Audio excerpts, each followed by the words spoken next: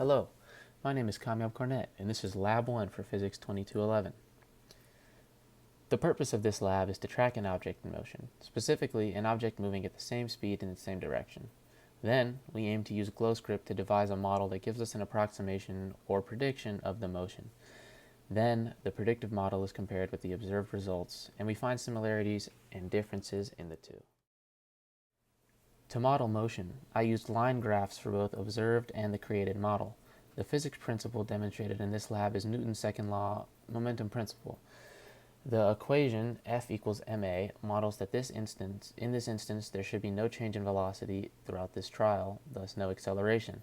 And the P equals mv equation illustrates that there is no change in momentum as we can observe no change in mass, and there is no change in velocity.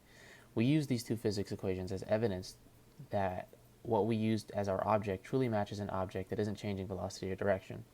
As for the result, there are some inaccuracies in the model due to assumptions and unaccounted forces we cannot measure. In my specific experiment, forces like gravity and friction from the floor would have affected my experiment, but I made the assumption that the force was negligible, as it is truly hard to find a real-world example where no forces are acting upon an object. In my experiment, the system is the water bottle and the surroundings are the things like the floor and the air.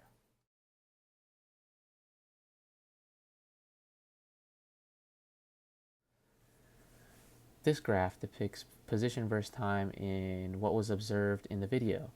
The data here comes from the software from Tracker, and in the top is an equation not devised by me, but from Google Sheets to demonstrate what exactly is going on in this graph. As for the coding, in GlowScript, the main things I changed from the starter code are as follows. I changed the starting time and ending time to match the length of the video I recorded. I changed the starting position of the x-coordinate to model the data I received from Tracker, which is what we use to map the bottle's observed position.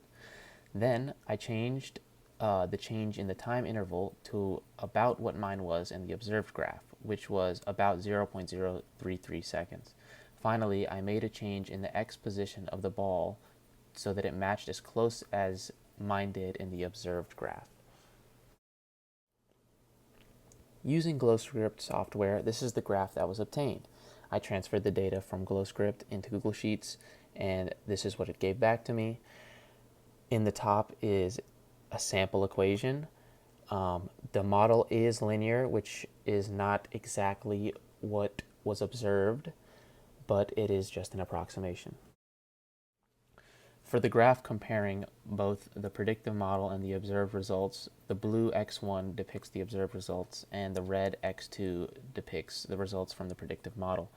As we can see, the approximation does an appropriate job of predicting the motion as a linear model. There are some blatant errors, but those will be discussed in the next slide. Finally, for the assumptions, we assumed that zero forces were acting upon the bottle, thus the bottle would maintain a constant velocity. This was obviously not possible, which is why there are some discrepancies in the predictive model and why the observed result did not maintain a constant velocity. If the axes were flipped, the graph would be in the opposite direction, as the velocity would be the opposite of what was recorded. However, the speed would remain unchanged, and the accuracy of both models would be as well. As for what does it mean? If we are assuming that the net force acting upon the object is zero, we have to assume that gravity is a negligible force or something is acting exactly against it to have counteracted it. As for the friction of the ground, we have to assume something is acting on the bottle in the opposite way to create a net force of zero. However, we know neither of these is true.